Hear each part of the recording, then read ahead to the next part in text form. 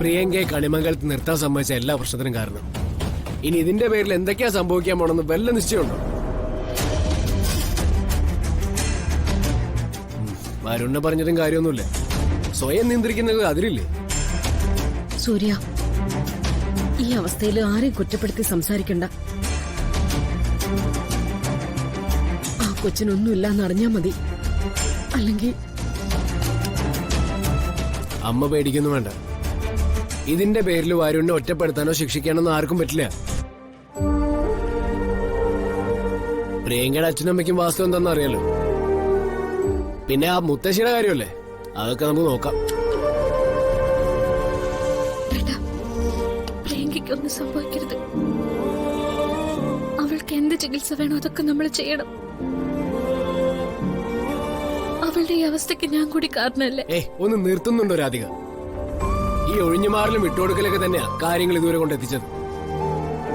തുറന്നു പറയാനുള്ള അവസരങ്ങൾ ഒരുപാട് ഉണ്ടായിട്ടും അതൊന്നും ചെയ്യാത്തതിന്റെ ഫലമാണ് ഇപ്പൊ ഈ കാണുന്നതൊക്കെ. വേഷം കെട്ടിച്ച് പ്രിയങ്കയെ കണിമംഗലത്ത് കൊണ്ടുവന്ന് നിർത്തുമ്പോ അവളുടെ മുത്തശ്ശി പ്രതീക്ഷിച്ചൊരു കാര്യമുണ്ട്. അവക്ക് എന്തെങ്കിലും ഒരിക്കൽ വരുണിന്റെ ജീവിതത്തിലേക്ക് തിരിച്ചു കയറാൻ പറ്റുമെന്ന്. അതൊരിക്കലും സാധിക്കില്ല. അവൻ ഒരു പെണ്ണിനെ സ്നേഹിച്ചിട്ടുള്ളൂ, അത് നിന്നെ. പ്രിയങ്ക അനുഭവിക്കുന്നതൊക്കെ അവള് ചെയ്തു വെച്ച കാര്യങ്ങൾക്കുള്ള തിരിച്ചടി തന്നെയാ. മനുഷ്യരെ തോപ്പിക്കാൻ പറ്റും, ദൈവത്തിനെ തോപ്പിക്കാൻ പറ്റില്ലല്ലോ. ഡോക്ടറോടൊന്ന് ചോദിക്കണം, ജീവൻ ആപത്ത് എന്തെങ്കിലും. ചാവാണെങ്കിൽ ചാവട്ടമേ. ഇനി അതും പറഞ്ഞ് രണ്ടുപേരും ഉരുക്കി തീരാൻ നിൽക്കണ്ട.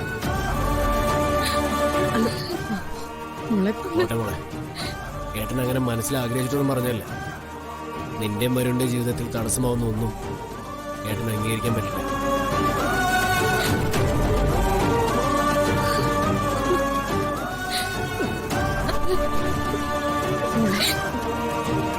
കരയല്ലേ മോളെ, കരയല്ലേ.